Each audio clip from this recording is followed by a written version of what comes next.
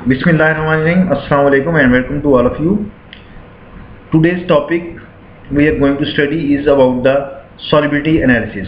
Solubility analysis is one of the basic parameter of the pre-formulation studies. We have discussed in previous chapter that pre-formulation studies covers four major areas. First one was the organoleptic characters, and second was the bulk characterization, and third parameter was solubility analysis. So today we are going to study about the solubility analysis. So first look at the contents which we will go through in the today's lecture.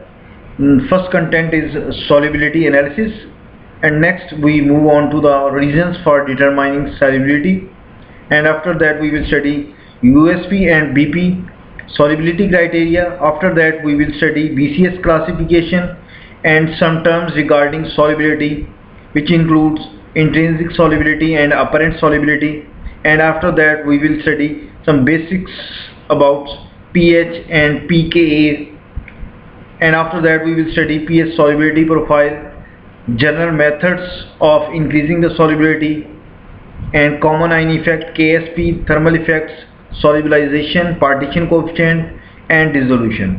So first we move on to the solubility analysis. In solubility analysis we will study about the solubility and its different terms used in solubility, and different types of, we will study about the solubility and the different standards used by pharmacopoeias. We will study about these solubility. So first we move on to the solubility analysis.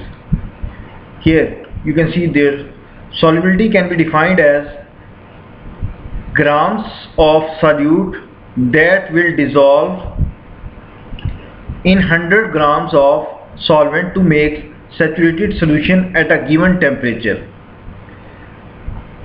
As we know that solution consists of two parts, solute and solvent. You can see here this solute contains some salt. We say that some salts, and for example we can say that it contains sodium chloride, and this is what water is taken here as solvent. So when we dissolve solute in water, in solvent, we get solution.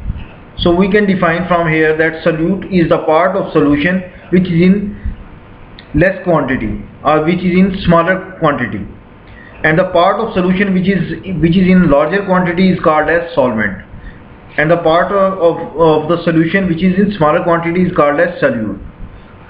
So here we can understand the solute and solvent. Or solubility can be defined as grams of solute that will dissolve in 100 ml of solvent to make saturated solution at a given temperature. You can see difference here in this definition and in this definition.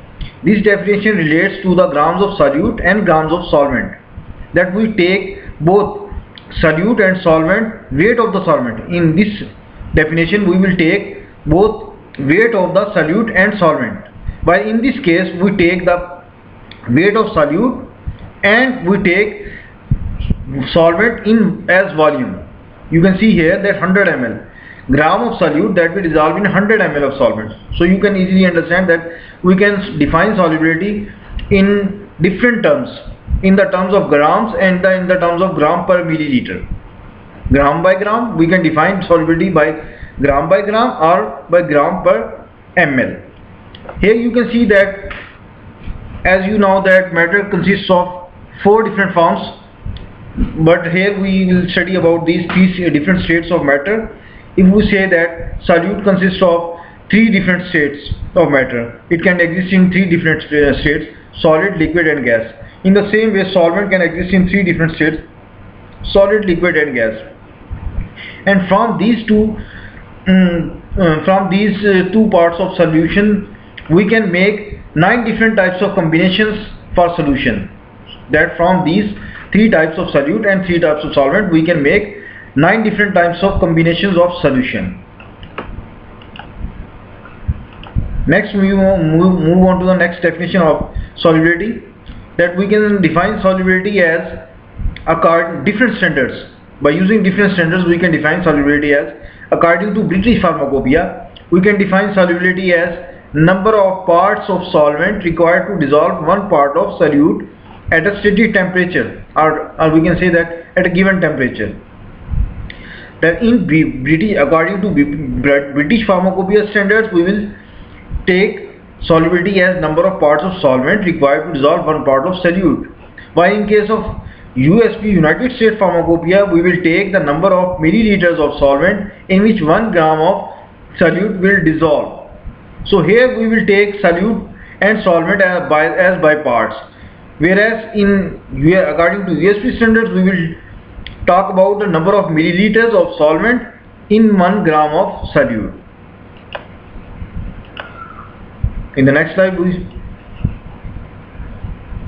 we see the solubility studies, solubility analysis. What is solubility analysis?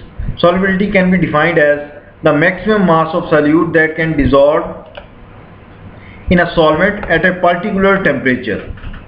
Solubility, when we talk about the solubility of drugs, we have to keep in mind the two temperatures, that is 4 centigrade and 37 centigrade. These two temperatures are very important. Why these two are important temperatures? Because at 4 centigrade, we check the stability of the drugs. 4 centigrade to ensure physical stability, while we will conduct studies, biopharmaceutical studies, or we can say that any biopharmaceutical evaluations is conducted at 37 centigrade to support biopharmaceutical evaluation. So when we talk about the solubility of drugs, so we have to keep in mind these two temperatures, 4 centigrade and 37 centigrade. These are very important temperatures.